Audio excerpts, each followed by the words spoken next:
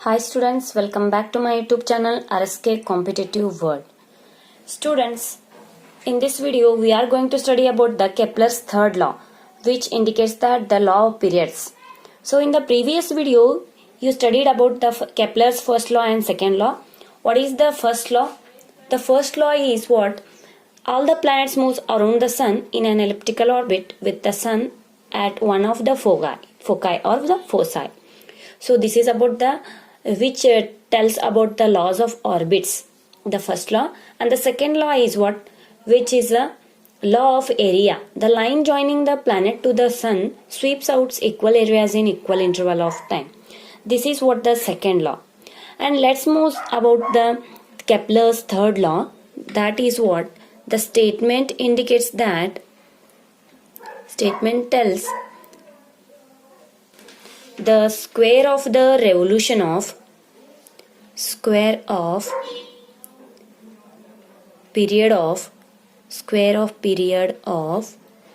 revolution of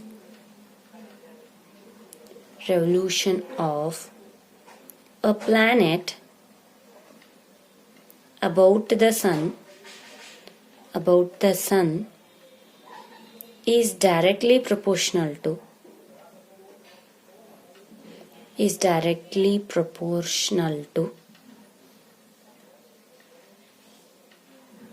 the cube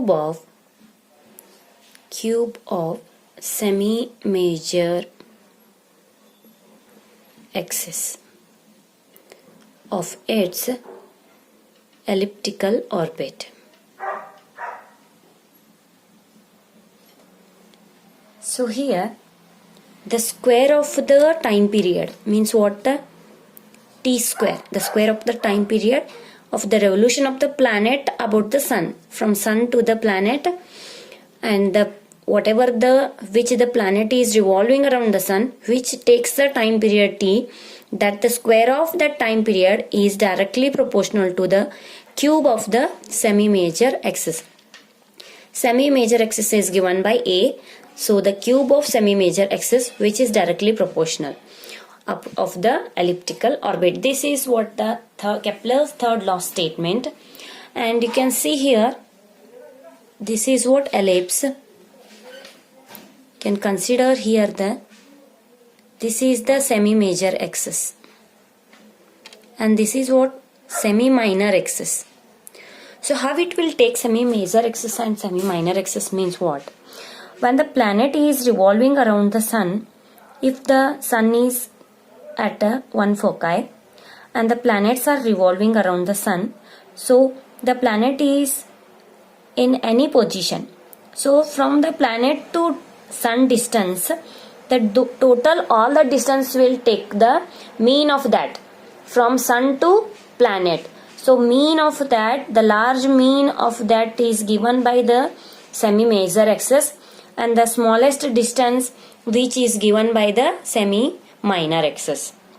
So this is what the semi-major axis now, and this is what semi-minor axis. So here in the ellipse, this is what semi-major axis, and consider here there is a sun at one of the foci, and from sun to here there is a planet, that is P, and this point the coordinates are AE, 0. And this is what you consider, that is the R. So this is what R, or A you can consider, means R is the radius you can consider here.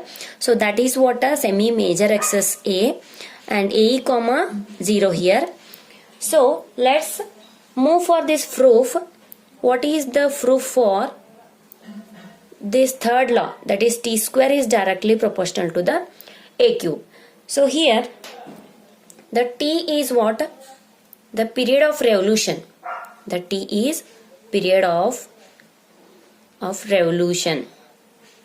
Period of revolution of the planet about the sun. And A is the semi-major axis. Semi-major axis of the elliptical orbit. So we have to prove that T square is directly proportional to A cube. So and a planet of a mass m is moving around the planet of mass m is moving around the elliptical orbit. which is having a major axis, semi-major axis A, and the semi-minor axis is a B. The semi-minor axis is B and the semi-major axis is A. Now we have a Kepler's second law. Kepler's second law. So what is Kepler's second law?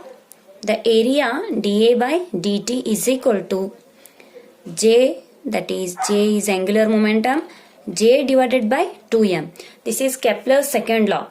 So the total area swept out in an orbit is given by, the total area swept out means what?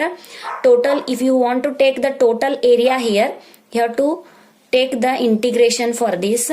If you can put the integration here, integration and differentiation will get cancels and dt becomes t. So dA becomes A. A is equal to J divided by 2m into t. So this is what? A is equal to area swept out. Total area swept out is given by A is equal to J by 2m into 3. So you can take J by M is equal to what? 2A divided by T. So A is what? The area of the ellipse. Area of ellipse means the total area of ellipse is what? If you consider the circle, the total area of the circle is given by pi r square. But here in the case of a ellipse, the semi-minor axis and semi-major axis are there. So the area of the ellipse is given by pi a into b. So pi ab, A is equal to pi ab. You can put that values 2 into pi ab divided by t here, and J by M is equal to 2 pi ab by t. So squaring on both side we get the squaring on both side we get J square by M square is equal to 4 pi square A square B square divided by T square. So let's move. This is for squaring on both sides. We get this equation J square by M square is equal to 4 pi square A square B square divided by T square. Next, the relation between A, B and R. That is given by here for the ellipse. We already learned in PUC second year. That is for ellipse B square is equal to what? A square in the bracket 1 minus E square. E is what? Eccentricity of the ellipse. For ellipse, E is less than 1 and E is the eccentricity of the, E is what? Eccentricity.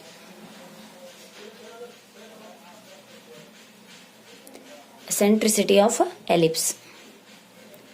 So, for the relation between A, B and R, we given that the B square is equal to A square in the bracket 1 minus E square. Put that one here.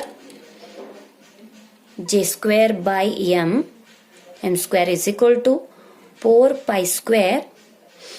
If you substitute B square is equal to A square in the bracket 1 minus E square.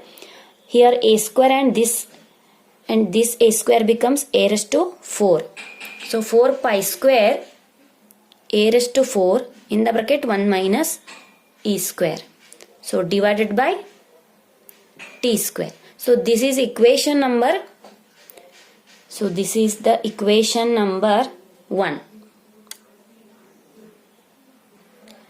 Next, R is the position of an angle, position of a planet of an angle theta with semi-major axis. Then the position of the planet becomes. So R is equal to, this is by using the plane polar coordinates we are taking this equation, position of a planet. R is equal to J square divided by GM square in the bracket 1 plus E cos theta. So see here, if the position of this planet is R, then it becomes, there is a here angle theta. It covers some distance, means here creating the angle.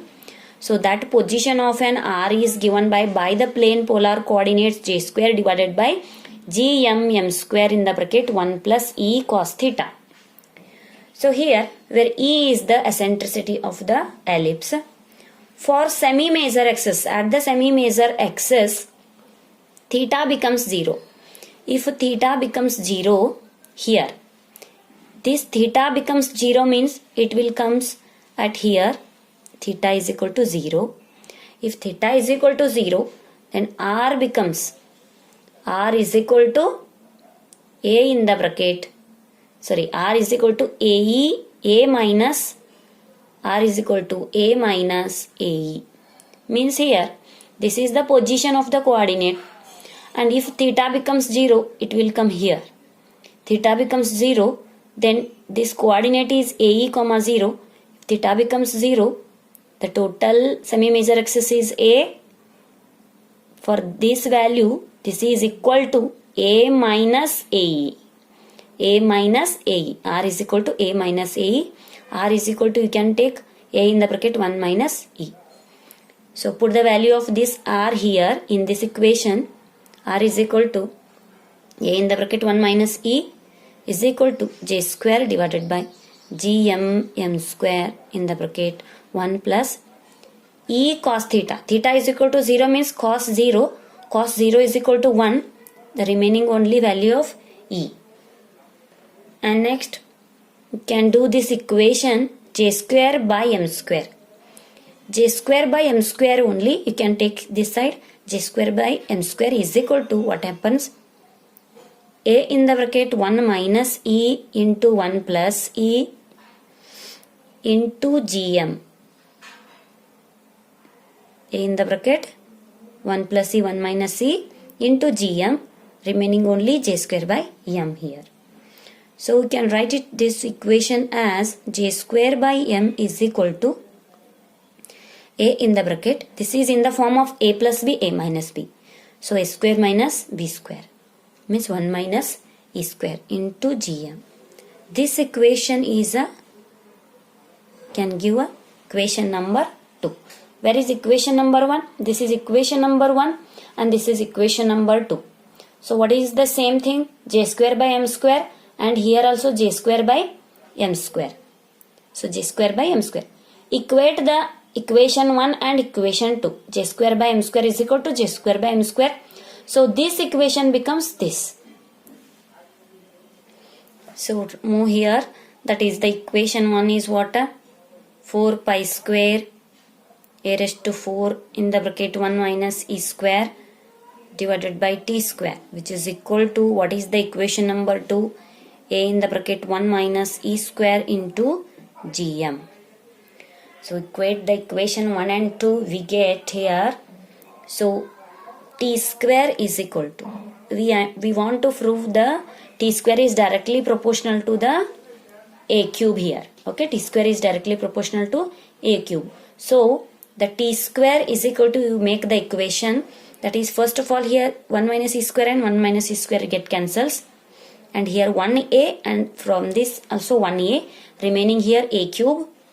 So the value of here t square came this side, means 4 pi square into 4 pi square into a cube divided by g into m, this gm. So this 4 pi square by gm is constant term.